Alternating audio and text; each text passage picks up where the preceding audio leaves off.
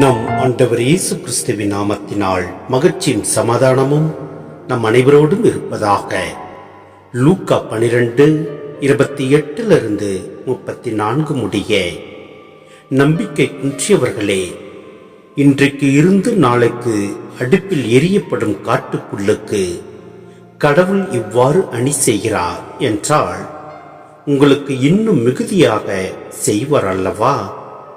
ஆதலால் எதை உண்பது எதை குடிப்பது என நீங்கள் தேடிக்கொண்டிருக்க வேண்டாம், கவலை கொண்டிருக்கவும் வேண்டாம். ஏனெனில் உலகு சார்ந்த பிற இனத்தவரே இவற்றையெல்லாம் தேடுவர். உங்களுக்கு இவை தேவை என உங்கள் தந்தைக்கு தெரியும். நீங்கள் அவருடைய ஆட்சியை நாடுங்கள், அப்பொழுது இவை உங்களுக்கு சேர்த்து கொடுக்கப்படும். சிறு மந்தையாகிய நீங்கள் அஞ்ச வேண்டாம். உங்கள் தந்தை உங்களை தம் ஆட்சிக்கு உட்படுத்த திருவுளம் கொண்டுள்ளார். உங்கள் உடைமைகளை விற்று தர்மம் செய்யுங்கள். இற்று போகாத பணப்பைகளையும் விண்ணுலகில் குறையாத செல்வத்தையும் தேடிக்கொள்ளுங்கள்.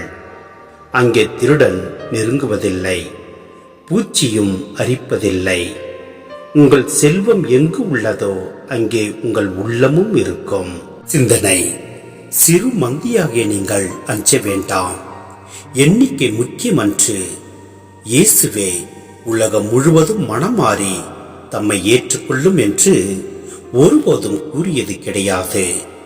கிறிஸ்துவத்தை தழுவாதோர் எண்ணிக்கையும் தழுவிய பின் அக்கிறிஸ்துவத்தை விட்டு செல்வோர் எண்ணிக்கையும் உயர்ந்து கொண்டே போவதை இன்று நாம் அறிவோம். எனினும் சிறிய மந்தையே, குறைந்த எண்ணிக்கையே திருச்சபையின் அடையாளம்.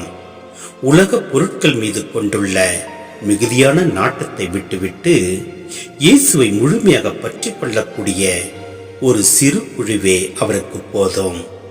உங்கள் உடைமைகளை விற்று தர்மம் செய்யுங்கள்.